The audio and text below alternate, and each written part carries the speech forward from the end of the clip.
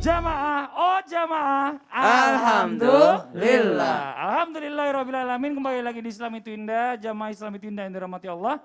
Hari ini kita masih membahas tentang tema hati-hati dengan janji. Nah, ini buat jamaah yang di rumah udah gak sabar, tadi Ustadz ada yang kepotong nih ya.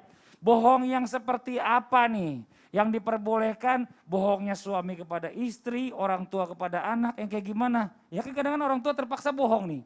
Jujur aja sih sebenarnya ya, kan kadang-kadang orang tua kan gak selalu punya duit. Namanya anak kan suka minta-minta ini, minta itu segala macam. Ya insya Allah nanti ya.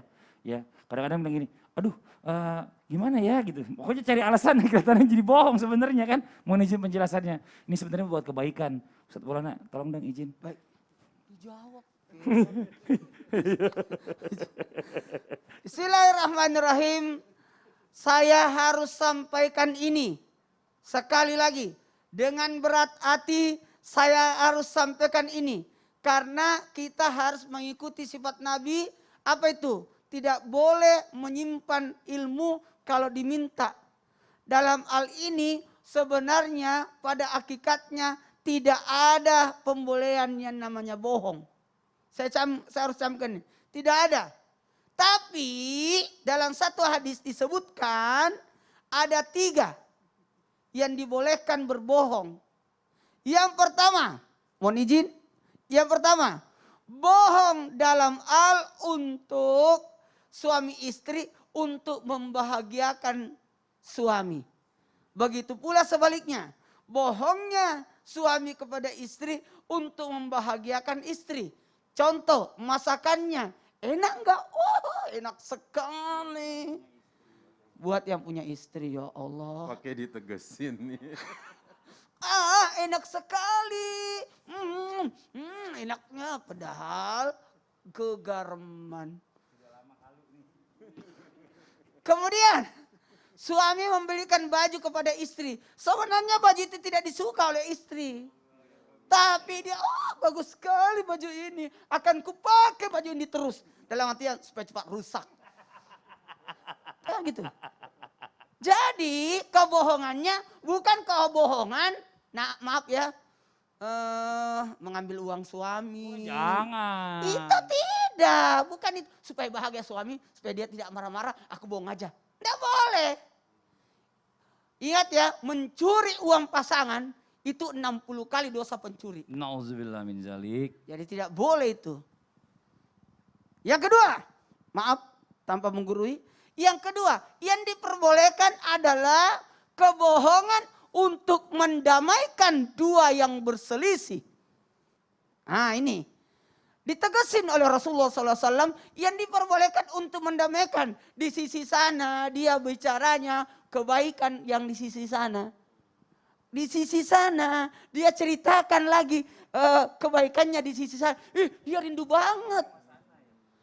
Dia baik bang, saya enggak mau sebutin. Harusnya kan contohnya Ustaz Sam sama Ustaz Sayang. Harusnya bukan sisi sana sama sisi sana. Sisi sini sama sisi sana. Ya, kebalik tadi. Iya, kalau sisi sana dua-duanya di sana dong. Yang ngomong siapa? Iya Ustaz ya. Maaf. Sisi sana, sisi sana.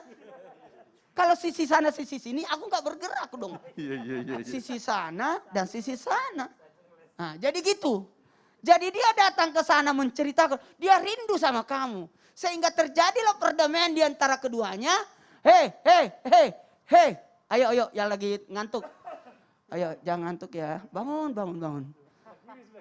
Apa tuh? Enggak, yang di rumah. Biasanya kalau sudah subuh itu orang pada ngantuk ya. Jangan tidur. Selesaikan Islam itu. Jangan sampai nanti salah pembahasan. Mohon izin. Yang ketiga.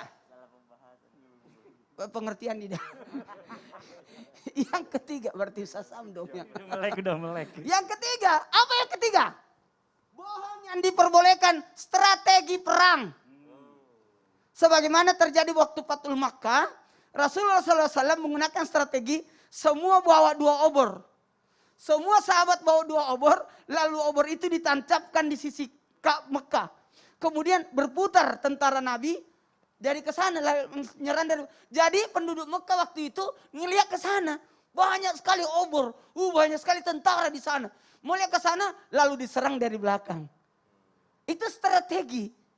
Makanya jangan pernah ungkapkan strategi. Karena itu bagian daripada rahasia negara. Oke, itu. So itu dong, ngata ke saya. Masalahnya sudah nol. Oh iya. Enggak makanya itu, maksudnya ngata ke saya. Jadi itu maksudnya jamaah gitu. Iya makasih banyak. Masalahnya tadi Iya. sama Tosi udah bocorin dia. Demi kebaikan, bohong kebaikan. Bisa banget ya sih. Robi. Ya Allah, ya. Salah aja bawaannya. Ya udah, ini buat jamaah yang ada di rumah nih ya. Kita masih punya tayangan lagi nih. Tayangan kita ini tentang cowok yang suka ingkar janji. Nauzubillah min zalik. Ini dia nih tayangannya. Udah, bersih-bersih rumah udah. Halo, Kamu jadi ke rumah kan? aduh sakit betul badanku, panas, batuk-batuk. Kayaknya aku istirahat dulu ya. Udah deh kalau gitu. Pi, cewek lo nelpon. Paling dia nanya aku udah minum obat apa belum. Udah nggak usah diangkat.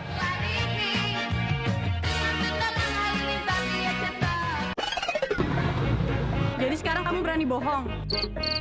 Ya ini aku olahraga biar sehat. Udah bugar nih aku rumahmu ya.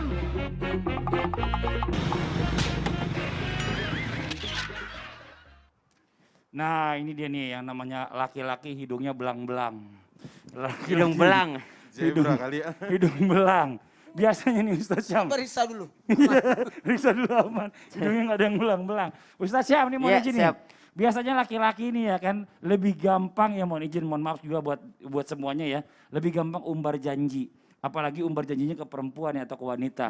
Ya, ujung-ujungnya hanya memberikan harapan palsu atau PHP. Nah, apakah orang yang suka mengumbar janji seperti itu tidak memikirkan nanti pertanggungjawabannya di akhirat nanti nih? Lalu bagaimana caranya menghapus janji yang udah sering diumbar nih dan secara nggak sengaja udah lupa juga dengan janji tersebut? Mohon izin penjelasan dari Ustaz Syam, tafadhol. Wah baik, bismillahirrahmanirrahim. Tabi guru Ustaz Maulana, Ustaz Ahmad Ibnu Mas Fadli serta para alim ulama yang dimuliakan Allah Subhanahu wa taala.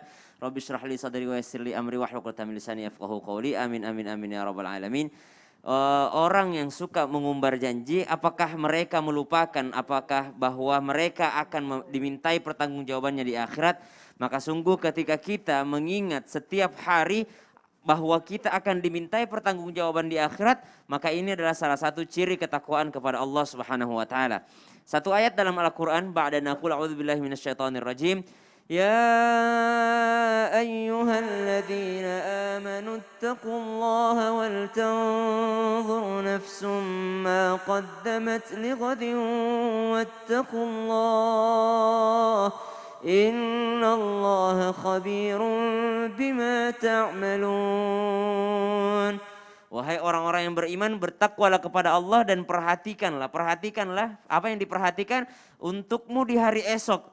Termasuk diantaranya janji-janji yang telah engkau sampaikan, janji-janji yang belum engkau tunaikan, janji-janji yang telah engkau umbar, maka semuanya akan dimintai pertanggungjawabannya di hadapan Allah Subhanahu wa taala. Maka subhanallah, jikalau ditanyakan apakah mereka lupa? Mungkin saja mereka ingat, tapi mereka memang tidak berniat untuk menunaikan janjinya. Dan pasti akan ada pertanggungjawabannya di hadapan Allah Subhanahu wa taala. Lalu bagaimana caranya menghapus janji yang sudah diumbar? Maka dalam Al-Quran juga disebutkan bahwa ada kifaratnya, yakni dendanya, yakni 3 hari puasa berturut-turut, Ustaz ya.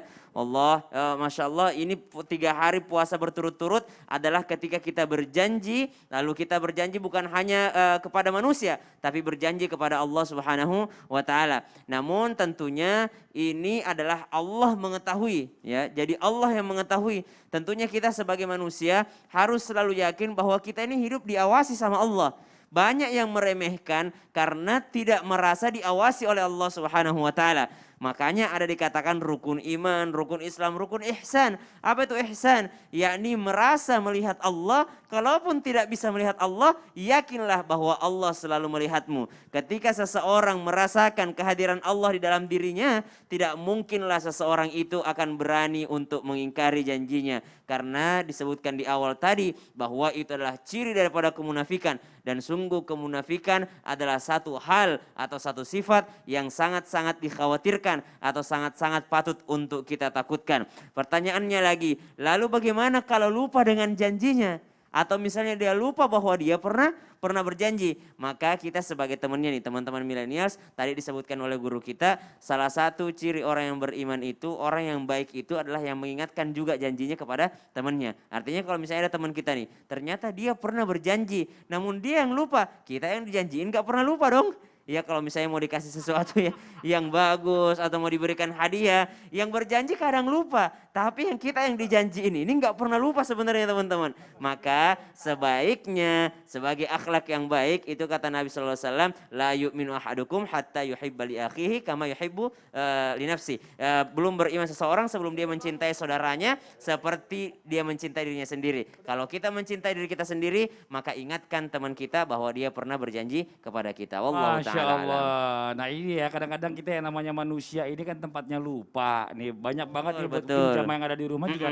Kadang-kadang gini, suka ada perasaan gak enak gitu loh Ustadz AR nih ya kan. Ini mungkin buat semuanya juga guru-guru kita Betul, ya. betul, betul. Nah ini bagaimana cara kita menghindari nih. Aduh daripada kita janji itu kita gak bisa. Tapi kalau kita gak janji orang gak tenang. Iya pengen dengar dari kita tuh mulut kita tuh ngomong gitu loh. Janji gitu loh. Nah ini bagaimana caranya menghindarinya nih. Karena takutnya nanti kita gak bisa nempatin janji nih Ustadz AR. Mohon izin penjelasan. Ini posisi yang dilematis minta diluruskan. Siap. Izin Ustaz Maulana Zasya, Bang Fadli. Bismillahirrahmanirrahim. Bagaimana sebenarnya hukum asal seorang muslim sih? Para ulama mengatakan paling tidak ada dua hal hukum asal seorang muslim dalam kesehariannya. Yang pertama adalah bara'atuz zimmah. Dia terbebas dari segala macam tuduhan dan dia terbebas dari segala macam beban. Sehingga dia kalau terbebas dari segala macam bentuk beban, jangan dia melakukan takalluf. Apa itu takalluf? Membebani diri sendiri. Dan janji seperti yang Ustadz Maulana sampaikan tadi itu beban. Dan Ustadz Syam juga sudah sampaikan, ditagih nanti di akhirat. Maka dia jangan banyak memberi takalluf kepada dirinya, beban. Yang kedua, hukum asal seorang muslim itu adalah qabilun lisyahadah. Artinya dia sangat layak untuk diterima kesaksiannya. Tadi kan katanya kalau nggak diucapin nggak tenang. Nah kadang-kadang kitanya juga mancing, ada ya dong. Akhirnya si sahabatnya ini sampai ya udah deh, ntar gue begini gitu contohnya. Nah ini kadang-kadang tidak dibenarkan apalagi dalam hal ibadah contohnya. Berjanji, ini nanti ya kita berangkat umroh bareng-bareng. Kapan? Nanti kalau proyek gol. Ya kan jadinya ini nazar, ini janji yang sebenarnya kata para ulama, sebagian ulama mengatakan mengharamkan proses itu. Karena itu hanya keluar dari orang-orang yang bakhil, pelit, koret, medit, buntut gasir gitu loh. Kenapa? Karena kalau dia nggak jebol proyeknya, dipastikan dia nggak akan memberangkatkan sahabatnya pergi umrah. Sore ya ntar, bukber kita traktir semua. Kapan? Ntar kalau proyek gol. Berarti kalau proyeknya nggak gol, nggak akan. Nah karenanya di antara caranya adalah ada mutakalluf. Jangan membebani diri dengan cara tadi banyak berjanji. Yang kedua, ingatlah kalau setiap janji kata Ustadz Maulana, al-wa'du dain. Janji itu adalah utang dan hutang harus dilunasi. Jangan sampai meninggal dalam keadaan banyak hutang. Ini karena nafsul mu'min mu'allaqatun bidainihi. Jiwa seseorang, ruh seseorang tergantung antara langit dan bumi sampai dibayarkan hutangnya. Yang ketiga, untuk mereka yang senangnya di PHP-in, jangan malah bilang gini, tipulah aku gitu ya. Jangan, kenapa? Karena kalau sudah seperti itu, Anda membuka peluang diri Anda dan memberikan beban kepada saudara Anda. Wallahu Masya a'lam bishawab. Allah. Jadi kita juga kalau misalnya punya teman jangan terlalu maksain diri Betul. juga. Jadi teman kita jadi tersiksa karena beban gitu ya kan gak enak. Jadi teman juga jawabnya kayak gimana. Enggak, benar. Serba salah ini Masya Allah. Nah ini buat jamaah yang ada di rumah nih ya. Jangan kemana-mana, setelah ini kita akan lanjutkan lagi. Kita akan kembali menjawab pertanyaan-pertanyaan masuk di segmen Tanya Dong Ustadz ya. Jadi yang mau bertanya, langsung aja kirimkan pertanyaannya ke sosial media Islami Twinda di Instagramnya ya. Di @islamituinda_ttv. Sekarang kita akan segera kembali lagi tetap di Islami Twinda. Jamaah, oh jamaah. Alhamdulillah.